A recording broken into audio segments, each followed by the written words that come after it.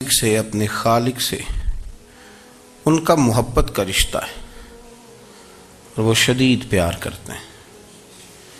دوسری جانب نبی پاک صلی اللہ تعالی علیہ وسلم نے فرمایا، بخاری مسلم میں معروف اور مشہور اور امت کی جان ہے وہ حدیث کہ سرکار نے فرمایا کہ تم میں سے کوئی اس وقت تک مومن ہی نہیں ہو سکتا جب تک اپنی ہر چیز سے بڑھ کر مجھ سے پیار نہ کرے۔ اللہ سے بھی محبت کرنی ہے اور اللہ کے رسول سے بھی محبت کرنی۔ محبت اسلام جو ہے یہ محبت کا دین ہے۔ محبت جو ہوتی ہے یہ پورے عالم کو فتح کر دیتی ہے۔ محبت فاتح عالم ہوتی ہے۔ نفرت سے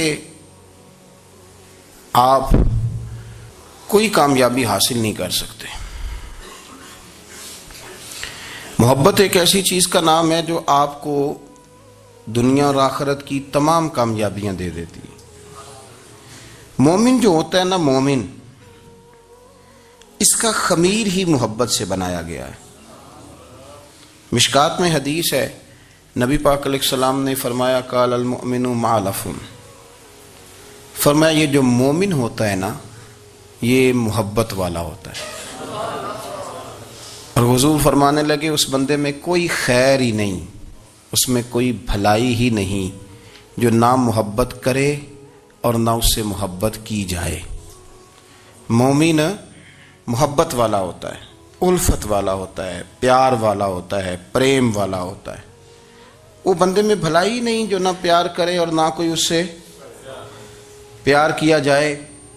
محبت کا فروغ حسن ہے دین کا۔ آپ دیکھیں نا، نبی پاک صلی اللہ علیہ وسلم نے صحابہ کے بارے میں فرمایا کہ میرے صحابہ سے اس لیے محبت کرو کہ یہ میرے صحابہ ہیں۔ اہل بیت نبوت کا معاملہ آیا تو نبی پاک صلی اللہ تعالی علیہ وسلم نے اپنے اہل بیت نبوت کو چادر کے نیچے چھپا کے اور پھر ہاتھ اٹھا کے کہا، اے اللہ یہ میرے اہل بیت ہیں، میں ان سے محبت کرتا ہوں، تو بھی ان سے محبت فرمانا۔ آپ ذرا غور کریں کہ یہ محبت کہاں کہاں پہنچتی ہے، اللہ سے، اللہ کے رسول سے، حضور کے صحابہ سے، بات اہل بیت تک آئی تو کہا، اے اللہ میں ان سے محبت کرتا ہوں، تو بھی ان سے محبت فرما، اور میرے مالک جو جو ان سے محبت کرے تو ان سب سے بھی محبت فرما۔ فروغ محبت، اشاعت محبت، تبلیغ محبت بڑا ضروری کام ہے۔ لیکن ایک تو یہ تھی کہ دین کے معاملے میں محبتیں جو شرعی محبتیں کہلاتی ہیں، اور ایک ہیں ہماری طبعی محبتیں۔ حضور صلی اللہ علیہ وسلم نے ہمیں حکم دیا ہے، فرمایا اپنی بیوی سے بغض نہ رکھنا۔ اس کا معنی یہ ہوا کہ کچھ لوگ ایسے ہیں جو بیوی کا بغض بھی پال لیتے ہیں۔ مقابلہ ہو رہا ہوتا ہے میاں بیوی کا، بحث ہو رہی ہوتی ہے، ایک دوسرے کے خلاف دلائل جمع ہو رہے ہوتے ہیں، ایک جنگ مچی ہوتی ہے۔ فرمایا اس سے بغض نہ رکھنا۔ کوئی عادت نہ پسند ہو تو وہ عادت دیکھ لینا جو تمہیں پسند ہے، عداوت نہ پیدا کرنا۔ ہاں دین زارے بیزاری کا حکم دیتا ہے، پر ان کے ساتھ جو رب رسول کے دشمن ہیں۔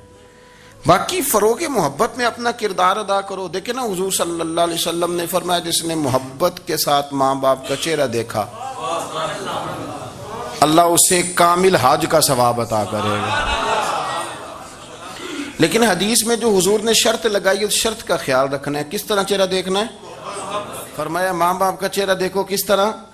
اچھا، یہ حدیث بتاتی ہے کہ کچھ لوگ ایسے ہیں جو چہرہ دیکھتے ہیں پر محبت سے نہیں دیکھتے۔ ابا جی کی کچھ باتیں کڑوی بھی لگتی ہیں نا، تو کئی دفعہ کچھ بچے چہرہ دیکھتے ہیں پر محبت سے نہیں دیکھتے، تو حضور نے فرمایا تو محبت سے چہرہ دیکھ، تیرے رسول کا وعدہ ہے رب مقبول حج کا ثواب دے گا۔ صحابی عرض کرنے لگے، یا رسول اللہ صلی اللہ علیہ وسلم اگر میں 2 دفعہ دیکھوں؟ تو حضور نے فرمایا 2 حج کا ثواب۔ اس نے کہا حضور میں دن میں 3 دفعہ دیکھوں؟ تو فرمایا 3 حج کا ثواب۔ اس نے چوتھی بار کی بات کی تو حضرت ابو ہریرہ فرماتے ہیں حضور نے فرمایا تو جو پوچھتا رہے گا اور میں بتاتا رہوں گا تو بات ختم نہ کریں۔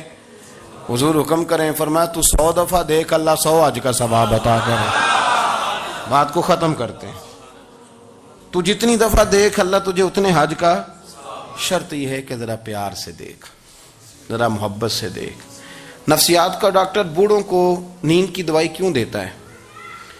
وہ اس لیے دیتا ہے کہ ان کے بچے انہیں وقت نہیں دیتے.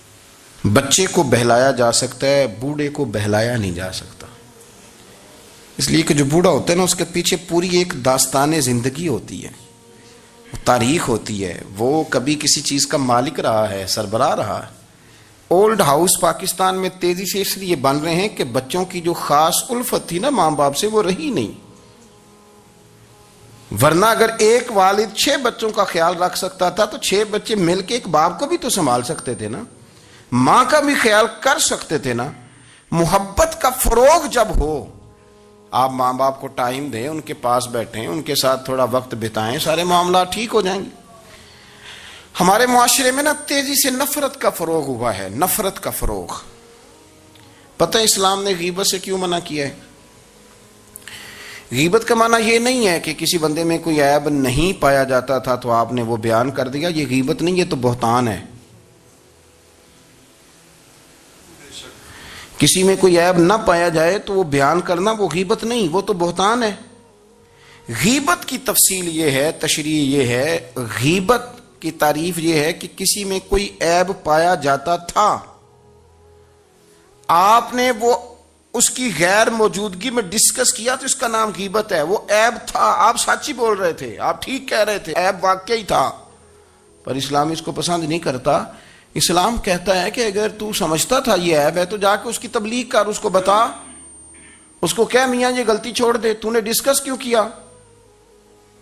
آپ کسی شخص کے پاس بیٹھیں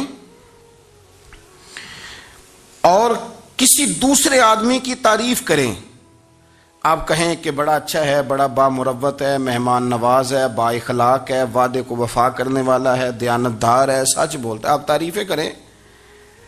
آپ کسی کے سامنے تعریف کریں گے نا تو بندہ کہے گا یار کسی دن ملاقات تو کرا.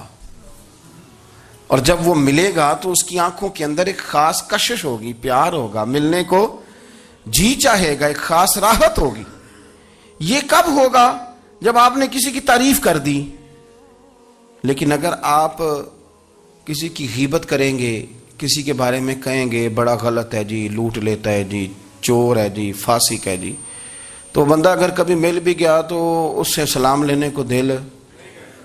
ہم نے پتہ کیا کیا ہے؟ تیزی کے ساتھ فروغ پایا ہے ہمارے ہاں نفرت کا ماحول، تیزی کے ساتھ فروغ پایا. ہم نے نا تیزی سے، آپ کھول لیں کوئی یوٹیوب کھول لیں، کوئی ایسا چینل کھول لیں، بس لڑائی ہے، فلانا فلانے سے لڑ رہا ہے، فلانا. مذہبی لوگوں کی میں منت کرتا ہوں کہ خدا را دین کو اس طرح کا ماحول تو نہ آپ دیں کہ لوگ کہیں کہ ان میں کوئی شے ہی نہیں، فلانا فلانے کا جواب دے رہا ہے، فلانا فلانے کا، اور بازاری زبان استعمال کی جا رہی. اور ٹھیک ہے مسلمات جو طے تھے لوگوں نے تو ان کو بھی چھیڑنا شروع کر دیا، اور تضحیق کی جاتی ہے، لفظ اس طرح کے اختیار کیے جاتے ہیں جو ویسے ہی وزادار آدمی بولنا پسند نہیں کرتے. کیا آپ اپنی شکل دکھا رہے ہیں کفر کو کہ یہاں نفرت ہی نفرت ہے، اور وہ باتیں جن کو بالکل چھیڑنا نہیں چاہیے تھا ان پر بھی آپ کلام کرتے ہیں.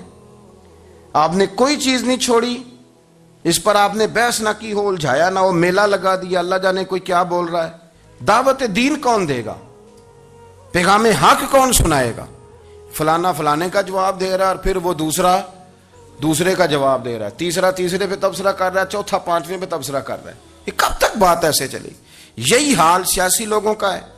میرے ملک کا جو نوجوان اب بڑا ہو رہا ہے نا، میں بڑی ذمہ داری سے بتا رہا ہوں، وہ جیسے ہی بڑا ہوتا ہے تو وہ سمجھتا ہے میں ڈاکوؤں کے ملک میں پیدا ہوا ہوں، وہ سمجھتا ہے یہ شاید چوروں کی دھرتی ہے، وہ سمجھتا ہے شاید یہاں سب دھوکے باز ہیں.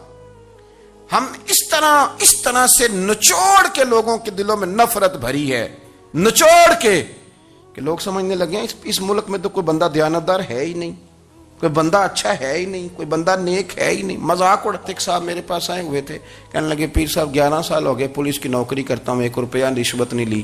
وہ چلا گیا، میں نے اسے تھپکی دی تو وہ نکلا ہے، تو ایک بندہ کہنے لگا سب انہیں جو ہوتے نہیں نہ سکتا. میں نے کہا یار تو منشی ہے اللہ کی رحمت کا، یہ میرے رسول اللہ کا دین ہے اور قیامت تک لوگ اس پر عمل کریں گے. اس نے 11 سال کہا، وہ 40 سال بھی کہتا تو میں ماننے کو تیار ہوں. کیوں کچی باتیں کرتے ہیں؟ آپ نے تو تباہی کر دی، کوئی بندہ ٹھیک نہیں بچا، ایسے میلہ لگا ہوا ہے، اس دھرتی کو آپ برا کہتے ہیں، اس کو چوروں کی اور ڈکیت کی اور فرار لوگوں کی آپ دھرتی کہتے ہیں؟ یہ وہ دھرتی ہے جس نے داتا گنج بخش علی حجویری جیسے لوگ رکھے ہوئے ہیں، یہ وہ دھرتی ہے جہاں بابا فرید جیسے لوگ بستے ہیں۔ کیا بات کرتے ہیں صاحب؟ یہ اتنے بزرگ ترین لوگ یہاں بستے ہیں اور آپ کیا بات کرتے ہیں؟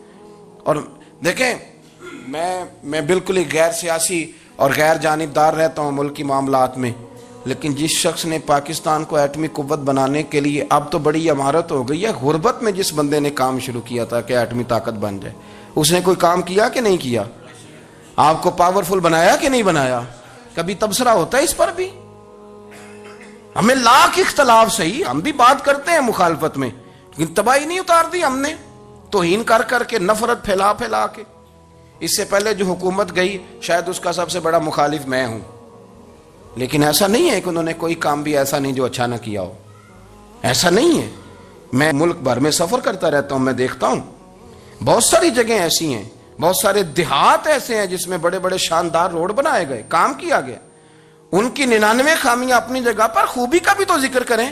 یہی حال اس گورنمنٹ کا ہو رہا ہے، لاٹھ لے کے لوگ ہیں، یہ بھی گندا وہ بھی گندا۔ آپ کس طرح کی بات کر رہے ہیں؟ آپ نے تو ملک کو یہ نام دے دیا ہے کہ یہاں کوئی اچھا انسان بستا ہی نہیں، مولوی ہیں تو سارے برے ہیں، پیر ہیں تو سارے برے ہیں۔ کیا بات کرتے ہیں صاحب؟ یہ میرے رسول اللہ کی قوم ہے، یہ نبی پاک کی امت ہے، اور حضور نے فرمایا میری امت کبھی گمراہی پر جمع نہیں ہوگی۔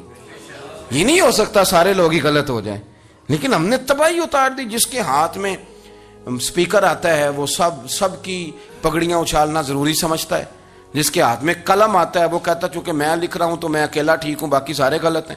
محبت کو فروغ دیں، پیار کریں، اخوت کا رنگ دیکھیں۔ حاتم طائی کی بیٹی مجرم بن کے آئی تھی، مجرم بن کے، کلمہ نہیں پڑھتی تھی، اور اس کو سامنے کھڑے کر کے میرے نبی پاک نے فرمایا تیرا باپ کلمہ نہیں پڑھتا تھا پر اس میں عادتیں اچھی پائی جاتی تھیں، اس کی صفات ٹھیک تھیں۔ یعنی حضور تعریف کر رہے ہیں، نبی پاک تعریف، اور ہماری زبان گونگ ہو جاتی ہے تعریف کی دفعہ۔ ہم تو جو میری بات مان گیا وہ بندہ ٹھیک ہے، اور جس نے میری بات نہیں مانی وہ بندہ درست ہے، یہ گونگ ہو جاتا ہے ہمارا مزاج۔ اپنی زندگی میں اچھے الفاظ ادا کریں، اولیاء اللہ کے بارے میں، ان لوگوں کے بارے میں جو مسلمہ بزرگ ہیں، ہمارے امت کے مسلمہ بزرگ ہیں، ان کے بارے میں ہم ایسی کمزور باتیں کرتے ہیں جن کا سرے سے کوئی وجود نہیں، سرے سے کوئی داستان نہیں ان لوگوں کی۔ تو یاد رکھیں میرے عزیز، میرے رسول کریم صلی اللہ تعالی علیہ وآلہ وسلم نے جو ہمیں دین دیا وہ محبت والا دین ہے، وہ پیار والا دین ہے، وہ اخوت والا دین ہے۔ اس میں پیار کریں گے، پیار آگے لے کے جائیں گے، پیار کو فروغ دیں گے۔ سنیں حدیث میرے نبی پاک علیہ السلام نے فرمایا قیامت کے دن رب کریم فرمائے گا کہاں ہیں وہ لوگ؟ منادی اعلان کرے گا میدان محشر میں، کوئی آدمی اعلان کر وہ کہاں ہیں لوگ؟ اور تو کس کو ڈھونڈ رہا ہے؟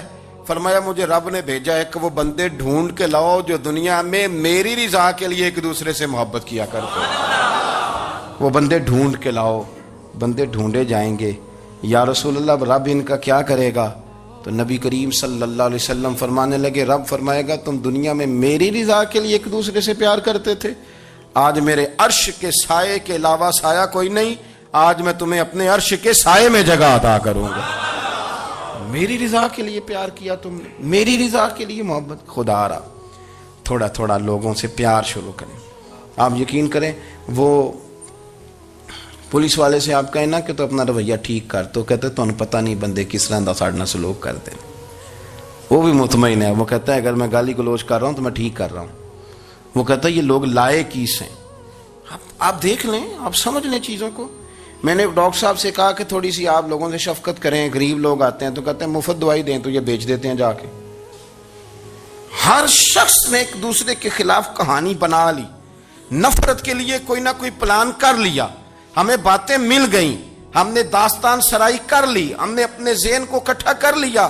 مجھے بتلاؤ نا یار، اگر رسول کریم صلی اللہ علیہ وسلم اور باقی انبیاء بھی قوموں کے بارے میں یہ سوچتے کہ یہ بڑے ظالم ہیں، یہ بڑے چور ہیں، یہ بڑے ڈکیت ہیں، یہ بڑے غاصب ہیں، یہ کافر ہیں، منافق ہیں، تو بھلا ہو سکتا تھا، لوگوں کا فائدہ ہو سکتا تھا۔ وہ لوگ بڑے بڑے سخت گیر تھے، پر محبوب نے فرمایا وہ جو کریں گے وہ ان کا انداز ہے، اور ہم جو کریں گے وہ ہمارے رب نے ہمارے ذمے لگا کے بھیجا ہے۔ اپنی زندگی میں تلاش کریں اور پیار کریں اور اچھے لفظوں سے لوگوں کو یاد کریں اور خوبصورت لہجہ اختیار کریں اور ٹھنڈی اور اچھی باتیں کرنے کی کوشش کریں، اللہ کی رضا کے لیے، اللہ کی رضا کے لیے، اللہ کے بندوں سے پیار۔ یارو دیکھو، عورت ہو طوائف، زندگی ساری بیت جائے گناہوں میں، لیکن میرے نبی پاک فرماتے ہیں وہ رب کی رضا کے لیے کتے سے بھی پیار کر لے تو رب اسے جنت عطا کر دیتا ہے۔ تو کتے کو پانی پلا گئی، پر پلا گئی نا اللہ کی رضا کے لیے، اسے کوئی فائدہ تو نہیں تھا نا، وہ اللہ کی رضا کے لیے پلا گئی، تو رب کریم نے اس کے سارے گناہوں کو، کسی سے پیار تو کریں، خدا را کسی سے پیار تو کریں۔ اس سال میرے گاؤں کے میلے کی بھیڑ میں جو گم ہوا وہ ایک بھکارن کا لال تھا، اس غریب کو تلاش تھی متاع خلوص کی، اور مخلوق چپ رہی کہ یہ مشکل سوال تھا۔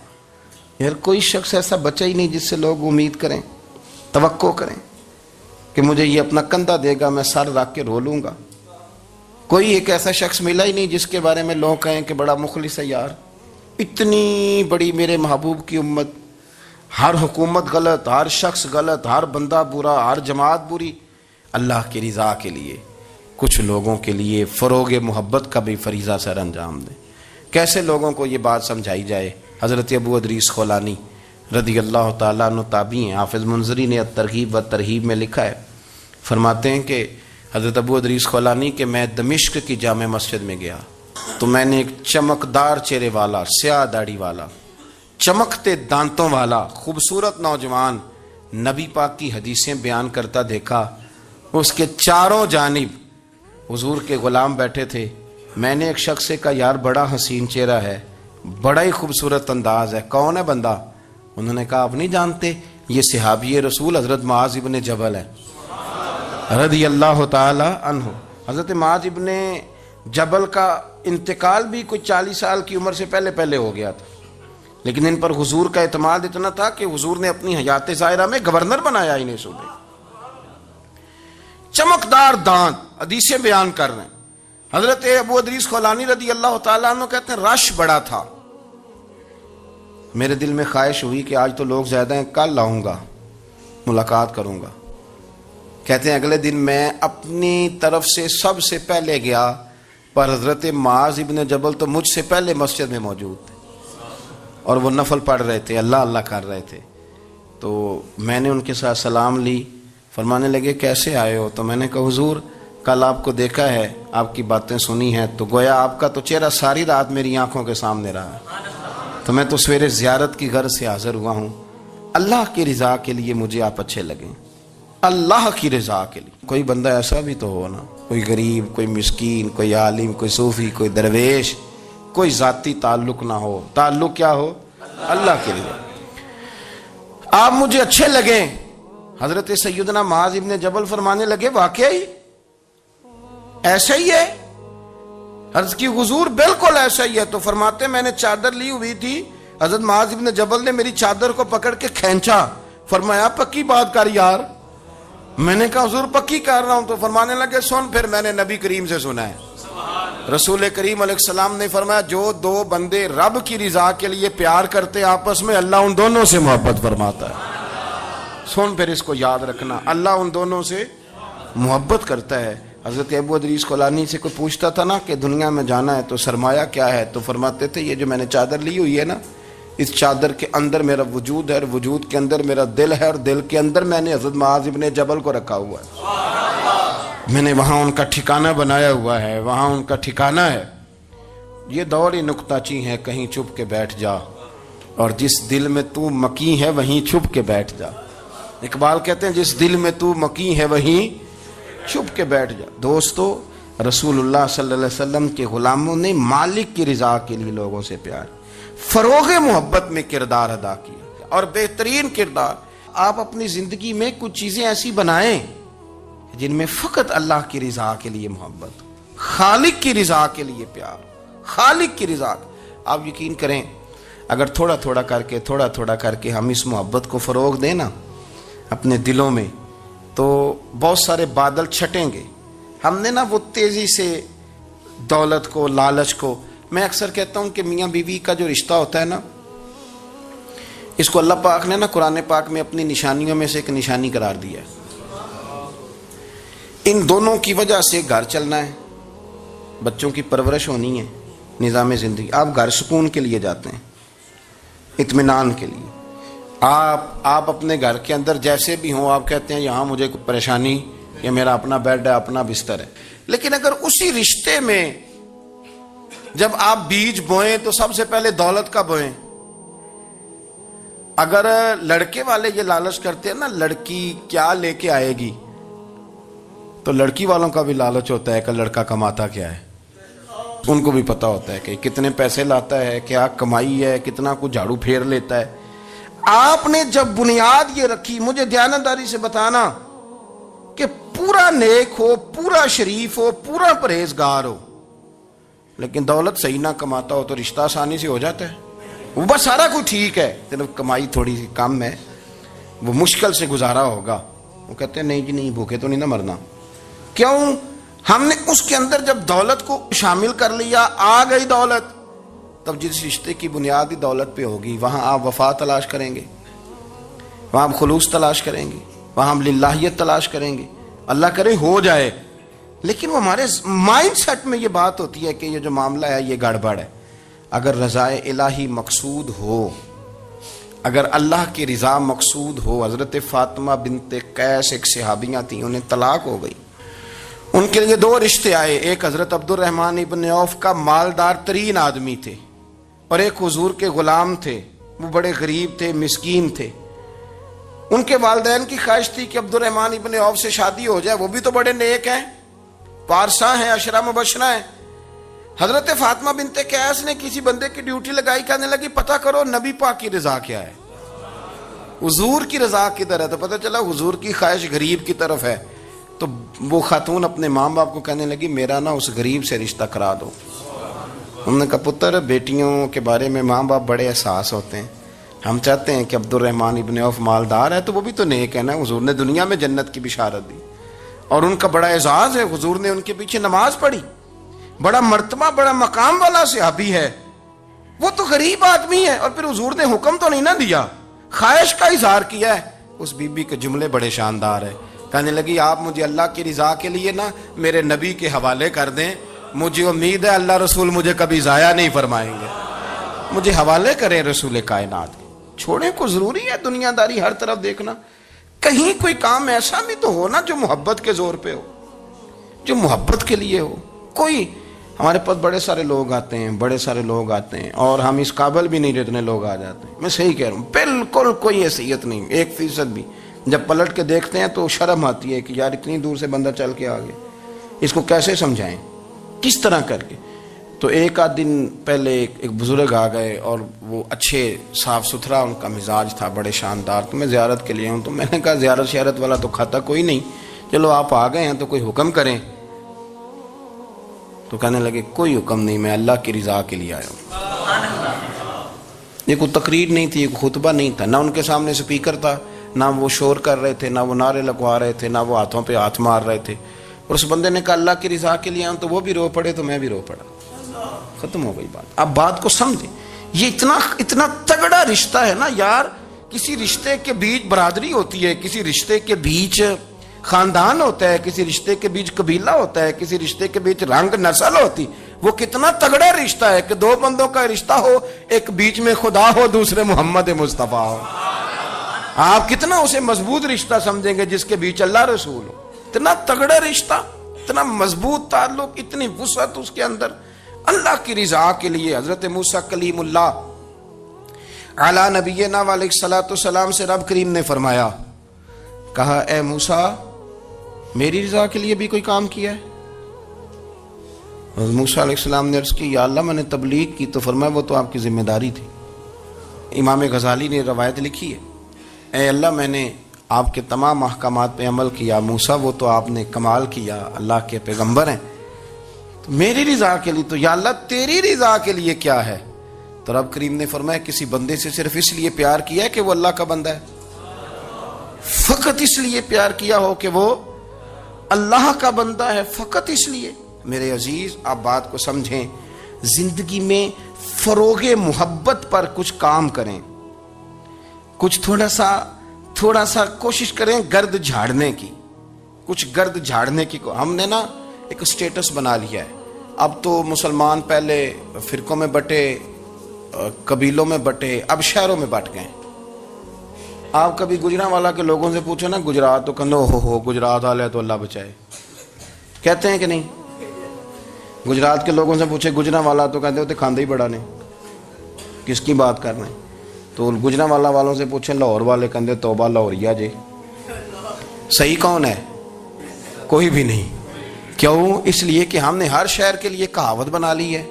میں صحیح کہہ رہا ہوں, ہر قبیلے کے لیے کوئی نہ کوئی. یہ ہم نے ظلم کیا اپنی جان, یہ ہم نے زیادتی کی. کہانیاں بن گئی, کہاوتیں بن گئی شہروں کے لیے, علاقوں کے لیے, قبیلوں کے لیے. مقصود کیا تھا؟ کسی طریقے سے نفرت پروان چڑھے. کھانا ہے نا, کھانا تو آپ جو کھانا کھاتے ہیں وہ اپنے ذائقے کے مطابق کھاتے ہیں. سندھ کے لوگ جو کھانا کھاتے ہیں وہ اپنے, آپ کا کوئی حق نہیں آپ ان کے کھانے پر تنقید کریں, اس لیے کہ ان کا ذائقہ وہ ہے, اور ان کا بھی کوئی حق نہیں وہ آپ کے کھانے پر تنقید کریں, اس لیے کہ آپ کا ذائقہ. لیکن طنز کرتے ہیں. جو بات سمجھانا چاہتا ہوں وہ یہ ہے کہ ہم طنز کرتے ہیں, تنقید کرتے ہیں. تضحیک آمیز لہجہ ہمارا ہوتا ہے. اس لہجے کے اندر کمزوری ہوتی ہے, اس کے اندر اس طرح کی بناوٹ ہوتی ہے کہ محسوس ہوتا ہے کہ ہم سامنے والے کو بڑا نفرت کی نظر سے دیکھتے ہیں. یہ رویہ کبھی اختیار نہ کریں. اپنی زندگی میں کوشش کریں خلوص کے ساتھ, للہیت کے ساتھ. میرے نبی پاک علیہ وسلم نے صحابہ سے پوچھا تھا بتاؤ دین کی مضبوط گرہ کون سی ہے, مضبوط گرہ دین کی. تو ایک صحابی نے کہا یا رسول اللہ نماز. 5 وقت مسلمان جمع ہوتے ہیں, ایک دوسرے کا حال احوال پوچھتے ہیں, تو اس گرہ میں مسلمان بندے رہتے ہیں. حضور نے فرمایا تم نے بات ٹھیک کی پر میری مراد کو نہیں پہنچے. ایک صحابی نے عرض کی یا رسول اللہ صلی اللہ علیہ وسلم زکوٰۃ, امیر غریب کو زکوٰۃ دیتا ہے تو دونوں کا رشتہ مضبوط ہو جاتا ہے, تو یہ بہت بڑی گرہ ہے. تو حضور نے فرمایا بات تمہاری ٹھیک ہے پر تم میری مراد کو نہیں پہنچے. تو تیسرے نے عرض کی حضور حج, مختلف رنگوں کے, قبیلوں کے, نسلوں کے, علاقوں کے لوگ آتے ہیں, ایک ہی لباس پہنتے ہیں, ایک ہی بولی بولتے ہیں, لبیک اللہم لبیک. تو یہ بہت بڑی مضبوط گرہ ہے. تو نبی پاک صلی اللہ علیہ وسلم نے فرمایا بات تمہاری ٹھیک ہے پر تم میری مراد کو نہیں پہنچے. تو صحابہ نے عرض کی حضور پھر آپ ہی بتا دیں کہ اسلام کی مضبوط گرہ کون سی ہے جس میں مسلمان جڑ جائیں گے. تو نبی پاک نے فرمایا مضبوط گرہ محبت ہے. اللہ کی رضا کے لیے پیار کرو, لوگوں سے پیار کرو. کوئی بندہ پھر تمہیں تلخ بھی ملے گا نا, تو تم چونکہ اس کے لیے نہیں کر رہے, اللہ کے لیے کر رہے ہو, تو پھر تمہارے لیے سہنا بھی آسان ہو جائے گا, دیکھنا اور پرکھنا بھی آسان ہو جائے گا. رضائے الہی کی خاطر لوگوں کا پیار. بخاری مسلم میں ہے, نبی پاک علیہ السلام نے فرمایا ایک شخص اپنی بستی سے چلا لمبے سفر پہ دوسری بستی جانے کے لیے, تو رستے میں فرشتہ ملا انسانی شکل میں. اس نے پوچھا کہاں جا رہے ہو؟ اس نے کہا اپنے بھائی سے ملنے جا رہا ہوں. فرشتہ پوچھنے لگا اس کا کوئی احسان ہے تمہارے اوپر, کوئی لین دین ہے؟ اس نے کہا نہیں. تو کہا پھر کیوں اتنا لمبا سفر کر رہے ہو؟ تو کہنے لگا یار میں اللہ کی رضا کے لیے اس سے پیار کرتا ہوں, اللہ کی رضا کے لیے, تو اس لیے جا رہا ہوں. تو سنیں یہ بخاری مسلم کے لفظ ہیں.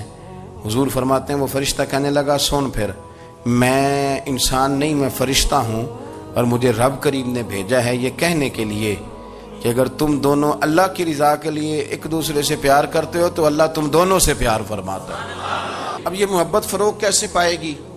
اس کے لیے ایک تو یہ کہ اپنے دل کو تھوڑا سا سمجھائیں. آپ ارادہ کر لیتے ہیں نا, جب ذہن بنا لیتے ہیں کہ میں نے کوئی خدمت کرنی ہے, ذہن بن گیا, تو پھر اس کے لیے 2-3 لاکھ روپے 4 لاکھ روپے لگانے کی ضرورت نہیں ہوتی.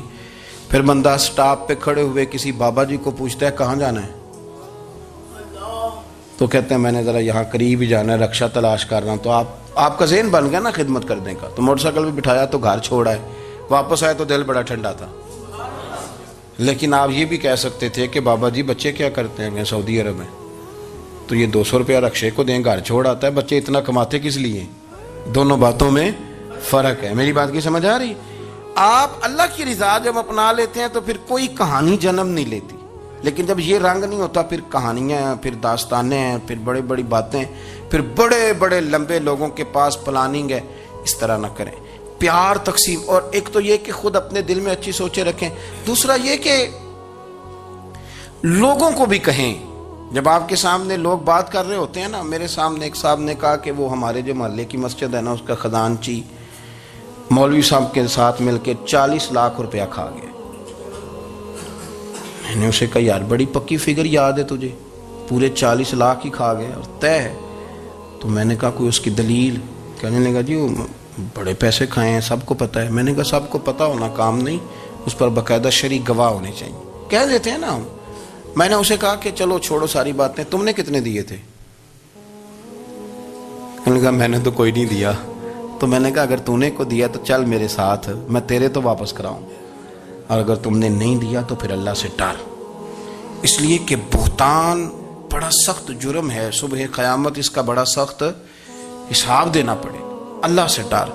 یہی حال ہماری اخباریں کرتے ہیں، جس کے اوپر مرضی جو مرضی ڈال دیا، کون سا کسی نے پوچھنا ہے؟ صحیح کہہ رہا ہوں میں؟ جو مرضی. اور اب سوشل میڈیا جب سے آیا ہے پھر تو کسی خبر کی کسی تصدیق کی کوئی ضرورت، اور نہ پوچھنے والا پوچھتا ہے کہ یہ خبر کہاں سے آئی. بہت سارے لوگوں کے مرنے کی خبریں چھپ جاتی ہیں اور وہ وضاحت کر رہے ہوتے ہیں نہیں جی میں بالکل موجود ہوں، میں بالکل زندہ ہوں، کوئی ایسا مسئلہ نہیں ہے. تو اچھا اس طرح جب کوئی بندہ کر رہا ہو تو پھر آپ کیا کریں؟ پھر اس کو سمجھائیں. میں نے بھی اس دوست سے گزارش کی، میں نے کہا آپ غلط ٹریک پہ چڑھے ہوئے ہیں، یہ طریقہ درست نہیں ہے. اگر آپ کے پاس پروف ثبوت ہے تو پھر بھی مجھے بتانے کی ضرورت نہیں تھی. آپ وہ پروف ثبوت لے جاتے اور خزانچی اور امام صاحب سے ملتے، کہتے جی 40 لاکھ روپیہ کدھر ہے؟ آپ کے پاس پیسے تھے، وہ مسجد کے ہیں، اس کو آپ لائیں، فلاں جگہ استعمال کیے ہیں کہ نہیں. ان کے پاس جاتے، دائیں بائیں کہانیاں چھیڑنا تو آپ اپنے لیے گناہ اکٹھا کر رہے ہیں. نبی پاک صلی اللہ علیہ وسلم کی حدیث سن لیں اور اس کو ہمیشہ یاد رکھنا ہے. آپ حضور نے فرمایا اگر تو نے کسی شخص کی ایسی جگہ توہین کی جہاں اس کی عزت بنی ہوئی تھی، تو نے کسی کو ایسی جگہ رسوا کر دیا جہاں اس کی عزت، موت